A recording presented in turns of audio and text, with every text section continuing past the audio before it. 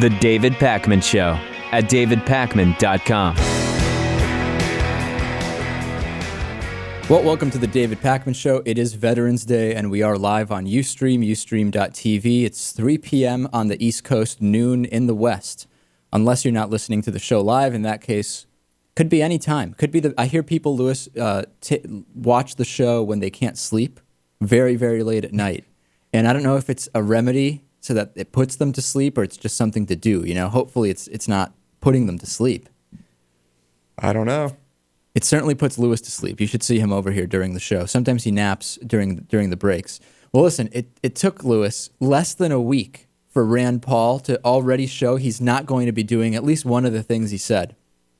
On the day after Election Day, Lewis, not to pat myself on the back or you, because you didn't even agree necessarily that this would happen, but I did say Rand Paul is not going to be able to do a majority of the things he said he would do when he was campaigning for Kentucky Senate. And we're already hearing from him that one of the major things he campaigned on, no more earmarks, and that's a quote, no more earmarks, he's not going to be able to do that. And we're already hearing the flip-flops. The first thing he said after his election is how soon he will go in favor of getting Kentucky the money they deserve. So this is a big shift. I mean, he said that earmarks are a symbol of easy spending and that he is going to eliminate earmarks. He was even asked on ABC's This Week by Christiane Amanpour, and what about earmarks? Would you say no to earmarks? And Rand Paul said no more earmarks. And what do we hear now? Well, he isn't going to let Kentucky go without the money that he could appropriate for them through earmarks, obviously, Lewis. He's going to fight for Kentucky's share. Is anybody surprised by this? Well, we aren't. But are the people that voted for him surprised? I mean, are we at the point where... that's to be determined. Is it the type of thing where... is this selling out in a sense? I mean, I'm fully aware that the issue of earmarks is a very symbolic one. You know, getting rid of earmarks won't save us from the debt explosion anyway, and it's not likely to end the spending. It'll basically just leave the decision in the hands of agencies rather than lawmakers if we were to eliminate earmarks. But that aside, Rand Paul ran on this unprovoked. Nobody forced him to say, you know what, if you're going to run part of the campaign, not only do you need to eliminate the Department of Education, which he said he wants to do and just will not happen, he said he is going to eliminate, it's just no more earmarks. And that's not the case. It's just not happening.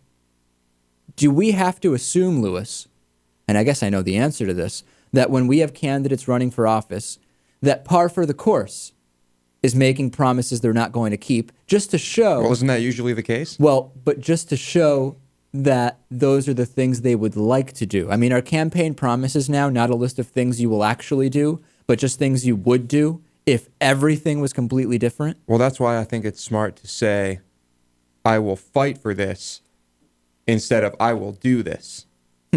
Right? I guess so. I mean, that's the thing. He has overstepped in a sense. He has said, I will not vote for anything that will increase the debt. That's what he said, and he said it numerous times. He didn't say, I will work to prevent the increase of the debt. I mean, it's a much more boring statement if he says it that way, too. True. But we already know he's going to have to vote soon upon being sworn in on whether to increase the debt ceiling, something that is almost a guarantee that is going to have to happen, ladies and gentlemen. And he says he is not going to make those votes. Well, what will he do?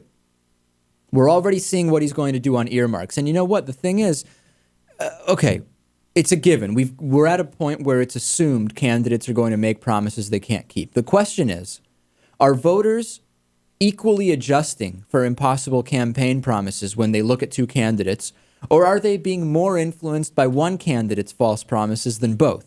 Do you see what I'm saying?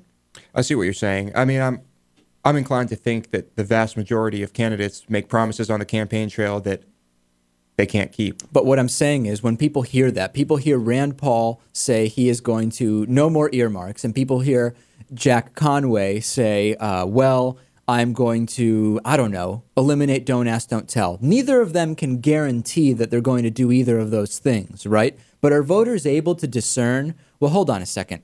Don't Ask, Don't Tell likely could be eliminated. Earmarks are not going away. And you are not going to just not get Kentucky any of the money we're entitled to. As a senator, you wouldn't last. Right. Are people discerning equally, or are they being influenced more by one? I assume they're being influenced. Well, it's complicated. I'm sure some are. I believe that people are just going to be influenced more by the candidate they already want to support. Naturally, I guess.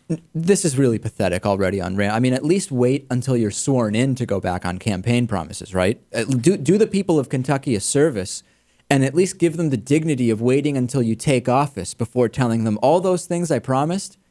Not going to happen. But no, within a week of the election, he's already going back on one of the major stipulations of his campaign. No more earmarks, no more debt. It's pathetic, Rand.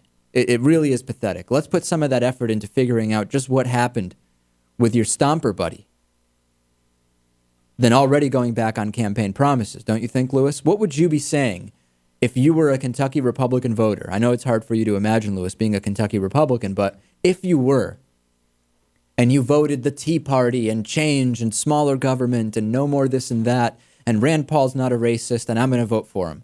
And now he goes back on one of the major campaign promises. What would you be thinking? You're right. Very hard to put myself in those shoes. Are you calling the Secretary of State? I think I'd give it a little more time. You wouldn't call and ask for your vote to be pulled back? As if you even could, obviously. Right. I think I'd give it some more time. We'll see. The David Pakman Show is made possible by listeners like you and by Greenfield Savings Bank, building a strong community one account at a time, with neighborhood offices in Greenfield, Amherst, Conway, Shelburne Falls, South Deerfield, and Turners Falls, and online at greenfieldsavings.com. By the Daily Hampshire Gazette and GazetteNet.com, connecting our communities with local news and information. By DIF Design, specializing in custom business websites at DIFdesign.com. Find out more about underwriting The David Pakman Show at davidpakman.com.